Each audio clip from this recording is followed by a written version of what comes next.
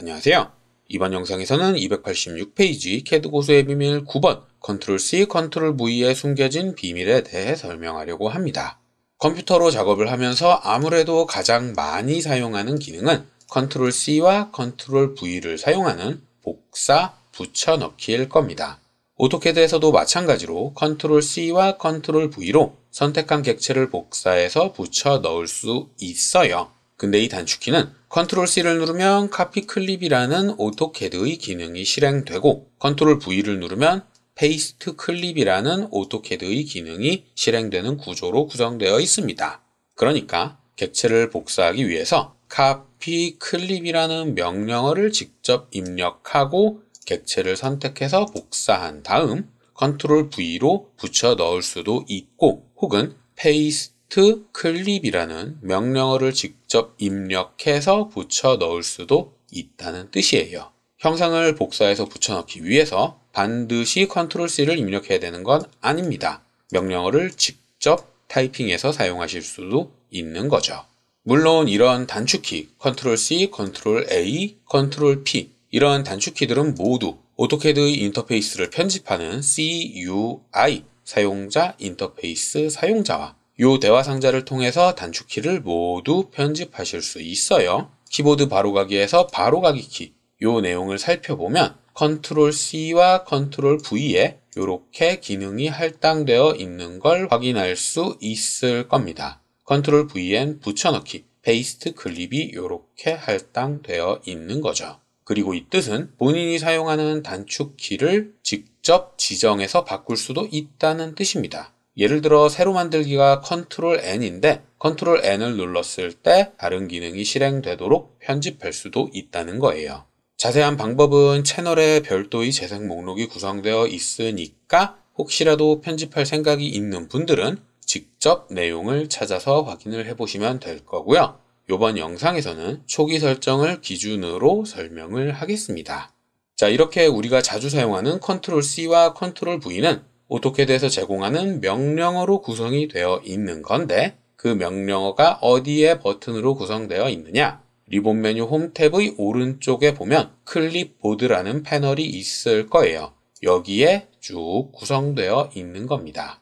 큰 버튼은 붙여넣기가 모여 있는 거고 요 위에는 잘라내기 그리고 여기는 복사가 이렇게 나열되어 있는 거예요. 복사할 때에 클립 복사도 있고 기준점 사용하여 복사도 있고 잘라낼 땐 잘라내기 그리고 기준점을 사용하여 잘라내기도 있고 그리고 붙여넣을 때엔 그냥 붙여넣느냐 블록으로 붙여넣느냐 하이퍼링크로 붙여넣느냐 기타 등등 이런 옵션이 구비되어 있는 건데 모든 걸 다 알아두실 필요는 없고요. 이 버튼들에 할당되어 있는 명령어를 다 기억하실 필요도 없어요. 그 대신 한 가지 Ctrl+C나 Ctrl+V를 사용할 때 Shift를 같이 누르면 더 편하게 사용할 수 있다. 그러니까 객체를 복사할 때는 Ctrl+C로 복사할 수도 있지만 Ctrl+Shift+C로 복사할 수도 있다. 그리고 붙여넣을 때도 Ctrl+V로 붙여넣을 수도 있지만 Ctrl+Shift+V로 붙여넣을 수도 있다. 요것만 기억을 해두시면 됩니다. 자, 기능 설명에 앞서서 Ctrl+C와 Ctrl+V의 작동에 대해서 간략하게 설명을 하자면 윈도우 탐색기의 주소창에 %temp% 요렇게 입력을 하면 윈도우의 임시 저장 폴더에 들어와질 거예요. 제가 지금부터 하는 걸 따라 하실 필요는 없고요. 그냥 눈으로 보고 이해만 하시면 됩니다.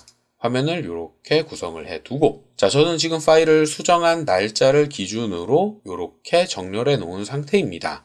이 상태에서 객체를 선택을 하고 Ctrl+C라는 버튼을 누르면 새로운 도면이 임시 저장 폴더에 이렇게 생성될 거예요. 그리고 다시 객체를 선택한 뒤에 Ctrl+C를 또 누르면 그 파일의 이름이 바뀔 겁니다. 사실은 원래 있던 파일이 제거되고 새로운 파일이 생성이 되는 건데 어쨌든 Ctrl+C를 할 때마다 오토캐드 도면이 임시 저장 폴더에 하나씩 생길 거예요. 이게 무슨 뜻이냐 하면 Ctrl+C를 사용을 하면 선택한 객체를 윈도우의 임시 저장 폴더에 별도의 도면으로 저장한다는 뜻입니다. 그러니까 카피 클립이라는 기능은 선택한 객체들을 별도의 DWG로 저장하는 기능이라고 생각하시면 될 거예요. 그리고 Ctrl+V, 페이스트 클립을 사용을 하면 이렇게 별도의 도면 파일로 추출한 객체들을 다시 현재 도면에 삽입하게 됩니다. 그래서 마우스 커서 옆과 명령행에 삽입점을 지정하라고 표시되는 거예요. 대상점이나 기준점이나 이런 단어를 사용하지 않고 삽입점이라고 표시를 하는 겁니다. 별도로 저장되어 있는 파일을 통째로 현재 도면에 불러오는 거니까요. 카피 클립과 페이스트 클립의 메커니즘은 이런 구조입니다. 별도의 도면으로 저장했다가 다시 가져온다. 근데 이걸 왜 설명을 하느냐? 쉬프트를 사용을 할 때 이 파일의 이름이 사용되기 때문이에요. 자, 제가 앞에서 컨트롤 C를 할 때 쉬프트를 같이 눌러서 컨트롤 쉬프트 C로도 사용을 할 수 있다. 요건 꼭 기억해야 된다 그랬죠? 그리고 이때 사용되는 기능은 카피 베이스라는 기능입니다. 컨트롤 C를 입력하면 카피 클립이 실행이 되는 거고 컨트롤 쉬프트 C를 입력하면 카피 베이스라는 기능이 실행되는 거예요. 명령어가 다르니까 당연히 기능도 다르겠죠. 어떤 점이 다르냐 하면 기준점을 선택할 수 있습니다. 자, 요 세 개를 선택한 뒤에 컨트롤 C를 누르면 객체가 복사되기는 하는데 붙여 넣을 때 살펴보면 좌표가 요렇게 구성되어 있어요. 이게 무슨 뜻이냐면 붙여 넣을 때의 기준점이 왼쪽 아래 지점이 된다는 뜻입니다. 객체를 어떻게 복사하든 간에 무조건 왼쪽 아래 지점이 기준점이 되는 거예요. 그러니까 선택한 객체들이 모두 양의 좌표 값을 갖도록 객체를 추출해 낸다는 겁니다. 근데 컨트롤 C, 컨트롤 V를 사용을 할 때 언제나 왼쪽 아래가 기준점이라면 사용하기 너무 불편해요. 예를 들어 예제 도면을 살펴보자면 이 친구를 개구부에 집어 넣어야 하는데 컨트롤 C, 컨트롤 V를 할 때 왼쪽 아래점이 기준이라면 일단 집어 넣고 다시 선택을 해서 이동시켜 줘야만 합니다. 그러니까 절차가 2번으로 늘어나게 되는 거죠. 이렇게 사용을 하느니 그냥 카피라는 기능을 사용을 하는 게 훨씬 편하잖아요. 근데 카피라는 기능은 현재 사용 중인 도면 내에서만 사용을 할 수 있기 때문에 이 친구를 다른 도면에 붙여 넣을 수는 없습니다.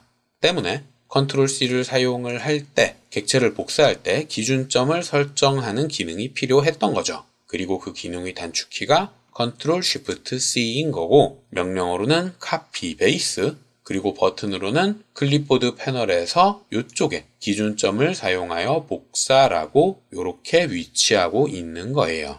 자, 기준점을 사용하여 복사, 컨트롤 쉬프트 C를 사용을 하면 이렇게 선택을 한 후에 컨트롤 쉬프트 C 이렇게 입력을 하고 기준점을 여기로 지정을 한다. 그러면 붙여 넣을 때 컨트롤 V를 사용을 할 때 본인이 지정한 좌표를 기준으로 한 번에 이렇게 집어넣을 수 있는 거예요. 그리고 이렇게 컨트롤 쉬프트 C로 복사한 경우 다른 도면에 컨트롤 V를 사용해서 붙여 넣을 수 있으니까 훨씬 편하게 사용할 수 있는 겁니다. 그리고 카피 베이스, 컨트롤 쉬프트 C는 객체가 선택되어 있지 않은 상태에서도 사용할 수 있어요. 기준점을 지정을 한 후에 객체를 선택할 수도 있습니다. 객체를 먼저 선택한 후에 사용을 해도 되고 기능을 실행한 후에 기준점 지정하고 객체를 선택해도 되고 사용 순서는 크게 상관이 없으니까 본인이 편한 대로 사용을 하시면 될 거예요. 자, 이렇게 복사할 때 쉬프트를 사용을 할 수 있다면 붙여 넣을 때도 당연히 쉬프트를 사용을 할 수 있습니다. 이 친구를 컨트롤 C로 복사를 할게요. 컨트롤 C로 복사를 한 거예요. 자, 이렇게 복사를 한 뒤에 붙여 넣을 때 컨트롤 쉬프트 V를 사용을 하면 블록으로 붙여 들어가게 됩니다.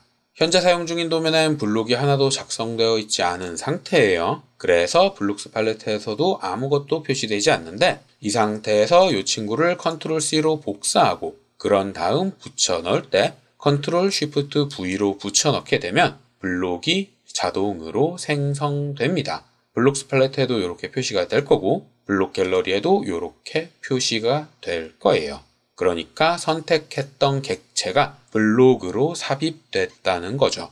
근데 제가 윈도우 탐색기를 계속 띄워두는 이유는 요 블록의 이름이 요 파일의 이름과 같도록 생성되기 때문이에요. 컨트롤 V는 컨트롤 C로 생성된 요 파일을 현재 도면에 집어넣는 기능이라 그랬잖아요. 그렇기 때문에 요 파일을 인서트 한 거고 그래서 블록의 이름이 파일의 이름과 동일하게 블록의 이름은 C736, 파일의 이름도 C736 이렇게 동일하게 설정되는 겁니다. 자, 다시 이 친구를 복사를 하는데 이번에는 Ctrl Shift C를 사용을 해서 이 점을 기준으로 복사할게요. 그런 다음 Ctrl Shift V를 사용을 하면 지금 삽입되는 블록은 이 파일이 통째로 들어오는 거기 때문에 D886이라는 이름의 블록으로 들어오게 되는 겁니다. 블록이 하나 추가로 생성이 됐고요. 이름을 살펴보면 D886 이렇게 파일의 이름이 그대로 사용되는 거죠.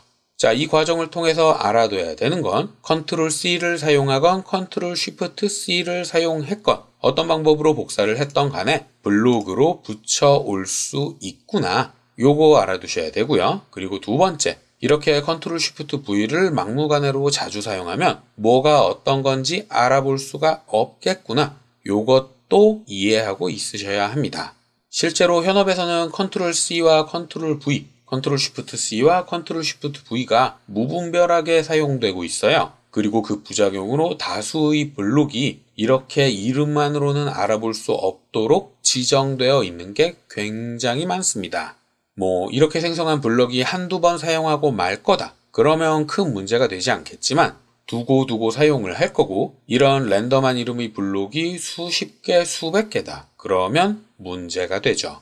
때문에 개인적으로는 Ctrl Shift C를 사용을 해서 블록으로 붙여 넣기 요 기능을 사용을 했다면 생성된 이름의 블록을 알아보기 쉽게 편집하길 추천합니다. 이름을 바꾸는 기능은 rename, rename 혹은 ren이라는 단축 명령어를 사용을 하시면 되는데 사용 방법은 다음 영상에서 별도의 예제를 통해서 다루겠습니다. 자, 기능을 마치기 전에 간단한 거 몇 가지만 추가로 설명을 하자면 Ctrl C, Ctrl V 외에도 Ctrl X도 자주 사용하잖아요. 객체를 잘라내는 기능이죠. 오토캐드에서는 이 기능이 컷 클립이라는 기능으로 이렇게 실행이 되는 건데 잘라낼 때도 마찬가지로 Ctrl Shift X를 사용해서 기준점을 지정해서 잘라낼 수도 있어요. 버튼으로는 이쪽에 위치해 있는 컷 베이스라는 기능입니다. 근데 이 기능은 오토캐드 2023 버전에 추가된 기능이라서 2022 버전까지는 사용할 수가 없을 거예요. 잘라낼 때도 Shift를 사용할 수 있다는 거, 이 점도 알아두시면 좋을 거고요. 그리고 마지막으로 객체를 복사하는 것도 버전에 따라서 살짝 차이가 날 수 있습니다. 예를 들어 요 홀을 Ctrl C로 복사한다. 그런 다음 붙여 넣을 때 살펴보면 현재는 호 자체만 양의 방향을 갖도록 객체가 복사된 걸 확인하실 수가 있을 거예요. 그러니까 대충 수평 수직선을 이렇게 그려놓고 살펴보자면 이 친구를 Ctrl C, Ctrl V로 붙여 넣으면 이렇게 복사한 호가 양의 값을 갖도록 복사된 걸 확인할 수가 있습니다. 근데 오토캐드 2019 이하의 버전에서는 복사해서 붙여 넣을 때 기준점의 위치가 조금 달라요. 예전 버전 같은 경우에는 어떻게 복사가 되냐면 원이 이렇게 있다는 가정하에 요 호를 복사했을 때 이 호의 원래 형태는 원이라는 가정을 하고 이 원이라는 형상 자체가 모두 양의 값을 갖도록 요 떨어져 있는 지점, 이 점을 근처로 복사하게 되어 있습니다. 현재는 호만 이렇게 복사한 형태 자체만 양의 값을 갖도록 기준점이 설정이 됐다면 9버전에서는 복사를 할 때 기준점으로 원이 모두 양의 값을 갚는 요렇게 붙여 넣어졌다는 뜻이죠. Ctrl C라는 같은 기능으로 복사를 했을 때 현재의 버전에선 요렇게 붙여 넣어지지만 9버전에서는 요렇게 붙여 넣어진다는 거. 버전에 따라 기준이 조금 달라질 수도 있다는 것까지 설명을 했습니다. 물론 요건 그렇게 중요한 건 아니지만요. 자, 여기까지가 제가 이번 영상에서 설명할 내용이었고요. 다음 영상에서는 블록의 이름을 바꾸는 리네임에 대해서 이어서 설명하도록 하겠습니다.